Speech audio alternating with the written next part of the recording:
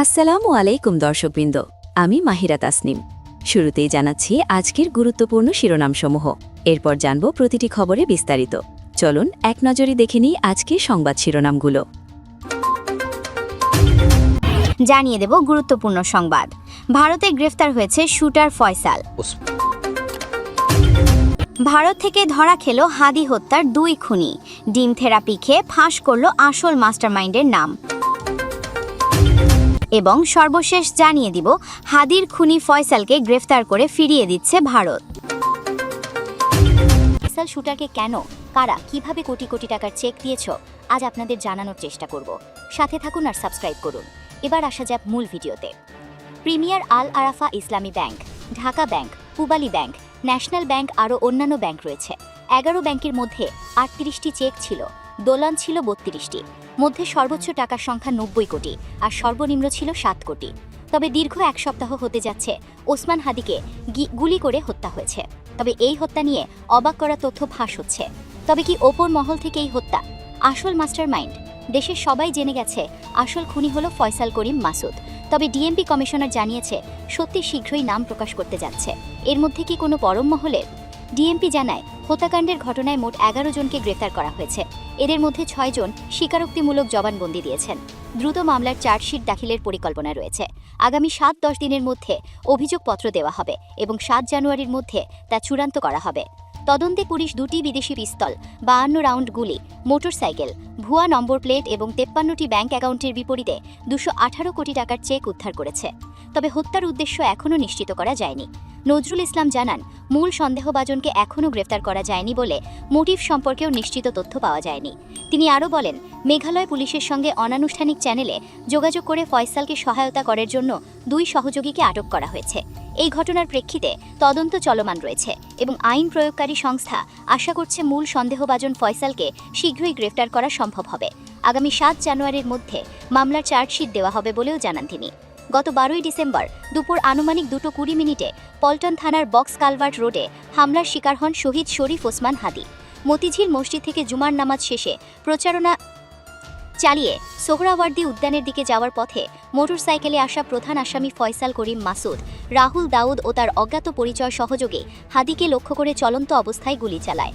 গুরুতর আহত হওয়ার পর তাকে প্রথমে ঢাকা মেডিকেল কলেজ হাসপাতালে এবং পরে এভারকেয়ার হাসপাতালে নেওয়া হয়। শারীরিক অবস্থার অবনতি ঘটলে 15 ডিসেম্বর তাকে সিঙ্গাপুরে পাঠানো হয়। সেখানে সিঙ্গাপুর জেনারেল হাসপাতালে চিকিৎসাধীন অবস্থায় 18 ডিসেম্বর রাত 9:45 মিনিটে তিনি মারা যান। এই ঘটনায় গত 14 ডিসেম্বর ইনকেলাব মঞ্চের সদস্য সচিব আবদুল্লাহ আল জাবের বাদী হয়ে পল্টন থানায় হত্যা চেষ্টার মামলা করেন। মামলায় অপরাধমূলক ষড়যন্ত্র, হত্যা চেষ্টা এবং বিপজ্জনক অস্ত্র ব্যবহারের অভিযোগ আনা হয়। তবে হাদির মৃত্যুর পর গত 20 ডিসেম্বর আদালতের আদেশে মামলায় দণ্ডবিধির 302 ধারা হত্যার ধারা সংযোজনের আদেশ দেন ঢাকার মেট্রোপলিটন ম্যাজিস্ট্রেট সিদ্দিক আজাদ। তবে এমন ঘটনা ঘটেছে বাংলাদেশে, অপুর মহলের কারো হাত থাকলে তা প্রকাশ করতে পারছেন না ডক্টর ইউনুস কেন? তবে কি উপদেষ্টা আসিফ নজরুল ও উপদেষ্টা জাহাঙ্গীর কিছু লুকাচ্ছে? কেন বলতে পারছে না কে আসল পরিকল্পনাকারী ছিল ওসমান হাদি হত্যা করার পিছনে? আবে কেন রাজনৈতিক দলগুলো চুপ এখনো? যেমনভাবে এনসিপি নেতা নাইটি ইসলাম বলে ফেলেছেন ডেইলি স্টার এবং প্রথম আলো অগ্নিসংযোগ পিছনে উপদেষ্টা রয়েছে, কেন এমনভাবে প্রকাশ হচ্ছে না এখনও ওসমান হাদির প্রধান হত্যার পরিকল্পনাকারী? তবে দেশে কি হতে যাচ্ছে? আদৌ কি ওসমান হাদির হত্যার বিচার হবে? এই পুলিশ জানিয়েছে ওসমান হাদির হত্যাকারীর ফয়সালের শুটারের সহযোগে 2 জন আটক হয়েছে মেঘালয় থেকে ভারত পুলিশ। তবে এই দিকে এনসিপি নেতা আক্তার হোসেন বলেন, হাদি ভাইয়ের খুনের সাথে জড়িতরা দেশের অভ্যন্তরে লুকিয়ে আছে নাকি ভারতে পালিয়ে গেছে সে বিষয়ে আইন শৃঙ্খলা বাহিনী স্পষ্ট কোনো মেসেজ দিতে পারছে না।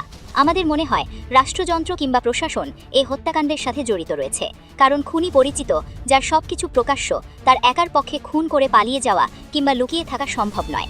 এখানে বড় একটি চক্র কাজ করছে। আমরা তাই দ্রুত সময়ের মধ্যে ওসমান হাদির খুনের পেছনে যে চক্র কাজ করেছে তাদের খুঁজে শাস্তির আওতায় আনা হোক। তবে এরকম সাহস এনসিপি নেতার মতন কেউ হতে পারে না। কিন্তু তিনি যে ইঙ্গিত দিয়েছেন রাষ্ট্রের প্রশাসনের একসাথে জড়িত, কিন্তু ডক্টর ইউনুস কেন এখন? অবশেষে হাদি হত্যাকারীর 2 মূল খুনি ফয়সাল এখন আইনের খাঁচায়। এই দুই কালপিটের ধরা খাওয়ার মাধ্যমে প্রমাণ হয়েছে পাপ কখনো চাপা থাকে না। আর তাদের গ্রেফতারের সাথে সাথেই তদন্তে বেরিয়ে আসছে এমন সব তথ্য যা শুনলে আটকে উঠবে সাধারণ মানুষ। হত্যাকাণ্ডের পর যারা ভেবেছিল বর্ডার ক্রস করে ভিন দেশে পাড়ি জমালেই সব মাফ হয়ে যাবে, তাদের সেই ধারণা আজ পুরোপুরি ধূলিসাৎ হয়ে গেছে। ভারতের মাটিতেও অপরাধীদের ঠাঁই নেই। হাদির রক্ত আজ তাদের পিছু নিয়েছে এবং শেষ পর্যন্ত আইনের জালে আটকা পড়তেই হয়েছে। এই দুই খুনির গ্রেফতারের খবর আসার পর থেকেই আসল মাস্টার মাইন্ডদের হৃদস্পন্দন বেড়ে গেছে বহুগুণ। এতদিন যারা পর্দার আড়ালে বসে কলকাঠি নাড়ছিল, তাদের রাতের ঘুম এখন হারাম হয়ে গেছে। ভারত থেকে আসামিদের গ্রেফতার হওয়া সেই পতনেরই শুরু। চুনোপটিরা জালে আটকা পড়েছে এবং এবার পালা আসল হুকুমদাতাদের। যারা সিঙ্গাপুরে বসে হত্যার ছক কষেছিল এবং যারা দেশে বসে সেই পরিকল্পনা বাস্তবায়ন করেছে, তাদের কাউকেই এবার রেহাই দেওয়া হবে না।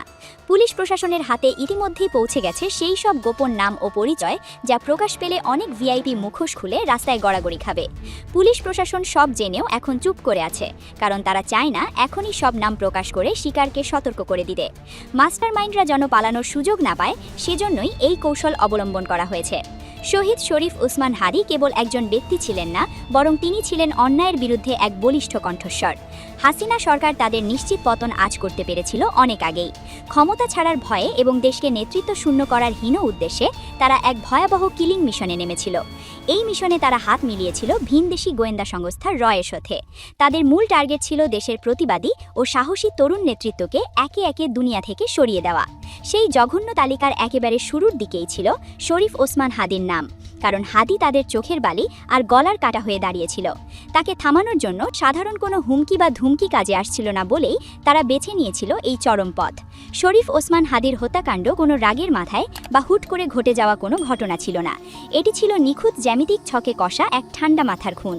তদন্তে বেরিয়ে আসা তথ্য আমাদের জানাচ্ছে যে এই হত্যাকাণ্ডের ব্লুপ্রিন্ট বা নীল নকশা তৈরি হয়েছিল ঘটনার ঠিক 6 মাস আগে। আর এই ষড়যন্ত্রের কেন্দ্রবিন্দু ছিল বাংলাদেশ নয়, বরং সুদূর সিঙ্গাপুর।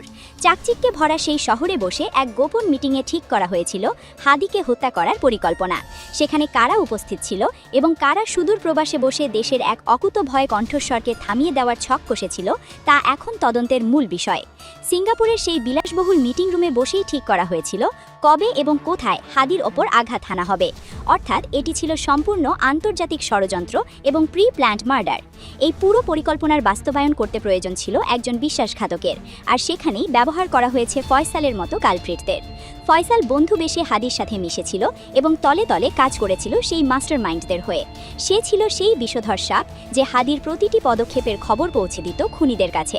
গত 12 ডিসেম্বর দুপুরে ঢাকার পুরানা পল্টনে যখন হাদির ওপর গুলি চালানো হয়, তখন এই ফয়সাল এবং তার সহযোগীরাই ছিল মূল ভূমিকায়। হাদিকে রক্তাক্ত অবস্থায় রাস্তায় ফেলে তারা ভেবেছিল তাদের মিশন সফল হয়েছে। ঘটনার দিন অর্থাৎ 12 ডিসেম্বর দুপুরেই তারা দ্রুত ঢাকা ত্যাগ করে এবং ময়মনসিংহের হালুয়াঘাট সীমান্ত দিয়ে ভারতে পালিয়ে যায়। তারা ভেবেছিল বর্ডার পার হতে পারলেই তারা নিরাপদ এবং কেউ তাদের টিকিটও ছুঁতে পারবে না। কিন্তু পাপ বাপ কেউ ছাড়ে না। দীর্ঘ সময় পলাতক থাকার পর 28 ডিসেম্বর এই দুই সহযোগী ভারতের মাটিতে ধরা পড়ার খবর পাওয়া গেছে। তাদের গ্রেফতারের খবর নিশ্চিত হওয়ার পর থেকেই তদন্তে এক বিশাল মোড় এসেছে। হালুয়াঘাট দিয়ে চোরের মতো পালিয়েও শেষ রক্ষা তাদের হলো না। এখন তাদের দেশে ফিরিয়ে এনে রিমান্ডে নিলেই বেরিয়ে আসবে আসল সত্য। ইতিমধ্যেই পুলিশের হাতে গ্রেফতার হওয়া অন্যান্য আসামিরা তোতা পাখির মতো সব স্বীকার করতে শুরু করেছে। তাদের পেট থেকে বেরিয়ে আসছে এমন সব তথ্য যা শুনে তদন্তকারী কর্মকর্তারাও নড়ে চড়ে বসেছেন। সবচেয়ে ভয়ের বিষয় হলো তদন্তকারী কর্মকর্তাদের রহস্যজনক নীরবতা। ডিএমপি কমিশনার বা তদন্ত কর্মকর্তারা স্পষ্টই ইঙ্গিত দিয়েছেন যে অনেক গোপন তথ্য এখন তাদের ফাইলে জমা হয়েছে, কিন্তু কেন তারা মিডিয়ার সামনে সব নাম প্রকাশ করছেন না তা নিয়ে সাধারণ মানুষের মনে প্রশ্ন জাগতেই পারে। এর উত্তর একটাই, আর তা হলো শিকার যেন সতর্ক না হয়। পুলিশ খুব ভালো করেই জানে যে এখন যদি তারা সব তথ্য মিডিয়ায় ফাঁস করে দেয়, তবে মূল গডফাদাররা পালানোর পথ খুঁজবে। রাঘব বোয়ালদের ধরার জালটা কতটা শক্তভাবে পাতা হয়েছে তা পুলিশের আত্মবিশ্বাস দেখে বোঝা যায়। আগামী 7 থেকে 10 দিনের মধ্যে চার্জশিট দেওয়ার ঘোষণা প্রমাণ করে যে তদন্তের কাজ প্রায় শেষ পর্যায়ে। আর এই নীরবতাই এখন অপরাধীদের জন্য সবচেয়ে বড় আতঙ্ক হয়ে দাঁড়িয়েছে। পুলিশের এই কৌশল মাস্টারমাইন্ডদের স্নায়ুর ওপর চাপ সৃষ্টি করেছে। তারা বুঝতে পারছে যে তাদের চারপাশের ঘেরাও ক্রমশ ছোট হয়ে আসছে। যারা ভেবেছিল টাকা আর ক্ষমতার জোরে তারা পার পেয়ে যাবে, তাদের সেই অহংকার এখন মাটিতে মিশে যাওয়ার অপেক্ষায়। সিঙ্গাপুরের সেই গোপন বৈঠক থেকে শুরু করে ঢাকার রাজপথ পর্যন্ত প্রতিটি ধাপে যারা জড়িত ছিল তাদের সবার আমলনামা এখন পুলিশের হাতে। নিরাপত্তা এবং তদন্তের স্বার্থে নামগুলো গোপন রাখা হয়েছে ঠিকই, কিন্তু সময় মতো সেগুলো জনসম্মুখে আসবে। তখন দেখা যাবে আমাদের সমাজের অনেক চেনা মুখ আসলে কতটা ভয়ানক অপরাধী। হাদির ওপর হামলার পর তাকে বাঁচানোর আপ্রাণ চেষ্টা করা হয়েছিল। ঢাকা থেকে সিঙ্গাপুর পর্যন্ত নিয়ে যাওয়া হয়েছিল তাকে, কিন্তু 18 ডিসেম্বর তিনি আমাদের ছেড়ে চলে যান। তার এই মৃত্যু দেশের মানুষকে কাঁদিয়েছে এবং একই সাথে ক্ষুব্ধ করেছে। 19 ডিসেম্বর জাতীয় সংসদ ভবনের দক্ষিণ প্লাজায় তার ঐতিহাসিক জানাজা প্রমাণ করে যে হাদি সাধারণ মানুষের মনে কতটা জায়গা করে নিয়েছিলেন। এই ভালোবাসা আর আবেগের প্রতিদান দিতেই পুলিশ প্রশাসন দিনরাত এক করে কাজ করছে। তারা প্রতিজ্ঞা করেছে যে হাদির হত্যাকারীদের কোনোভাবেই ছাড় দেওয়া হবে না। আজ ভারত থেকে 2 সহযোগীর গ্রেফতার হওয়ার মাধ্যমে সেই প্রতিজ্ঞার বাস্তবায়ন শুরু হয়েছে। চুনোপুটিরা জালে আটকা পড়েছে এবং এবার পালা আসল হুকুমদাতাদের, যারা সিঙ্গাপুরে দোষে হত্যার ছক কষেছিল এবং যারা দেশে বসে সেই পরিকল্পনা বাস্তবায়ন করেছে, তাদের কাউকেই এবার রেহাই দেওয়া হবে না। হাদির প্রতিটি রক্তকণিকা আজ বিচার চাইছে। ফয়সাল বা তার সহযোগীরা কেবল হুকুমের গোলাম ছিল, কিন্তু আসল খলনায়ক এখনও ধরার ছোঁয়ার বাইরে। তবে পুলিশের তৎপরতা দেখে বোঝা যাচ্ছে যে সেই খলনায়কদের দিনও ঘনিয়ে এসেছে।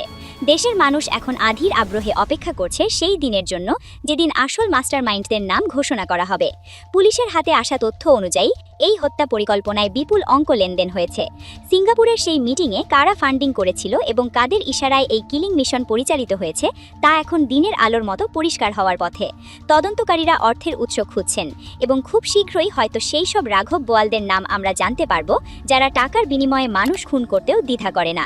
এই পুরো ঘটনাটি একটি সুগভীর ষড়যন্ত্রের অংশ, যা দেশকে অস্থিতিশীল করার জন্য করা হয়েছিল।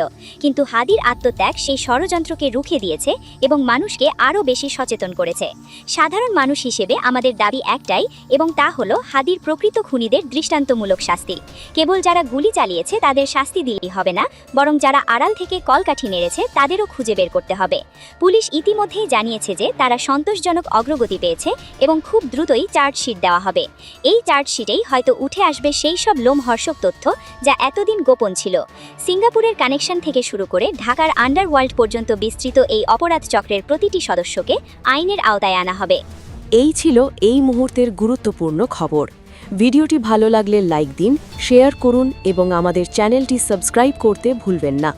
পরবর্তী আপডেট নিয়ে আবার দেখা হবে। ততক্ষণ পর্যন্ত সবাই ভালো থাকুন।